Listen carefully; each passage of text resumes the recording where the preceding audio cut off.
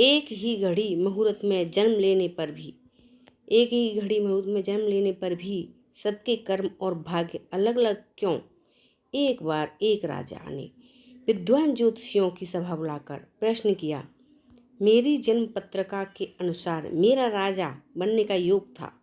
मैं राजा बना, किंतु उसी घड़ी मुहूर्त में अनेक जातकों ने जन्म लिया होगा जो राजा नहीं बन सके। क्यों?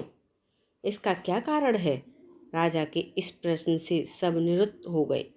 अचानक एक वृद्ध खड़े हुए, बोले, महाराज, आपको यहाँ से कुछ दूर घने जंगल में एक महात्मा मिलेंगे। उनसे आपको उत्तर मिल सकता है। राजा ने घोर जंगल में जाकर देखा कि एक महात्मा आग के ढेर के पास बैठकर अंगार गर्मा गर्म कोयला खाने में व्यस्त हैं।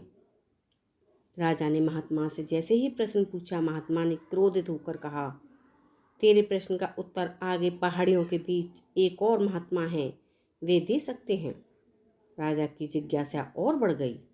पहाड़ी मार्ग पार कर बड़ी कठिनाइयों से राजा दूसरे महात्मा के पास पहुंचा। राजा हक्का बक्का रह गया। दृश्य ही कुछ ऐसा था। वे महात्मा अपना ही मांस चिमटे से नोच नोच कर खा रहे थे। राजा को महात्मा ने भी डांटते हुए कहा, मैं भूख से बेचैन हूँ, मेरे पास समय नहीं है। आगे आदिवासी गांव में एक बालक जन्म लेने वाला है जो कुछ ही देर तक जिंदा रहेगा। वह बालक तेरे प्रश्न का उत्तर दे सकता है। राजा बड़ा बेचैन हुआ। बड़ी अजब पहेली बन गया मेरा प्रश्न।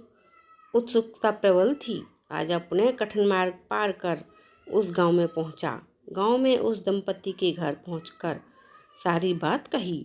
जैसे ही बच्चा पैदा हुआ, दंपति ने नाल सहित बालक राजा के सम्मुख उपस्थित किया।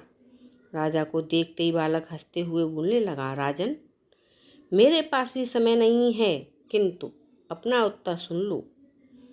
तुम, मैं और दोनों महात्मा 7 जन्म पहले चारों भाई राजकुमार थे। एक बार शिकार खेलते खेलते हम जंगल में 3 दिन तक भूखे प्यासे भटकते रहे। अचानक हम चारों भाइयों को आटे की एक पोटली मिली। हमने उसकी 4 बाटी सेकी।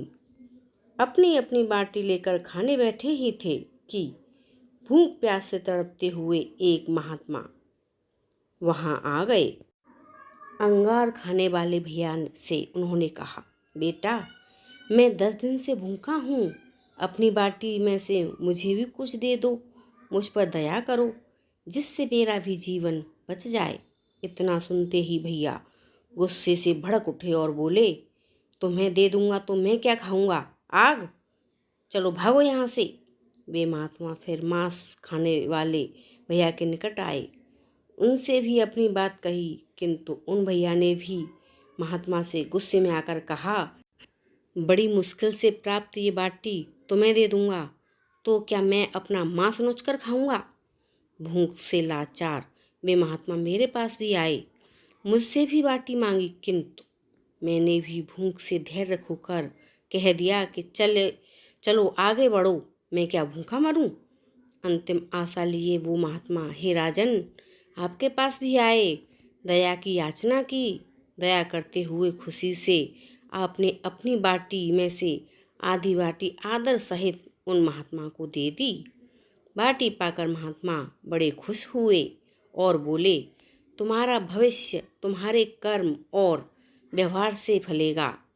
बालक ने कहा, इस प्रकार उस घटना के आधार पर हम अपना अपना भोग भोग रहे हैं। और वो बालक मर गया।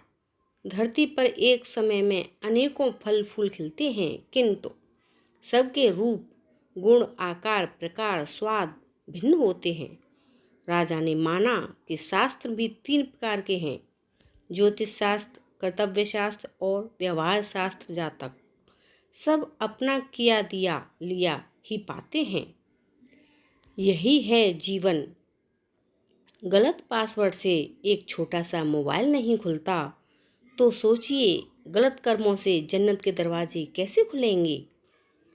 तो दोस्तों, आपको मेरी कहानी कैसी लगी कमेंट करके ज़रूर बताना।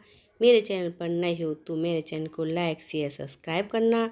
मिलते हैं एक और ऐसी ही नई कहानी के साथ। तब तक के लिए धन्यवाद। Thank you.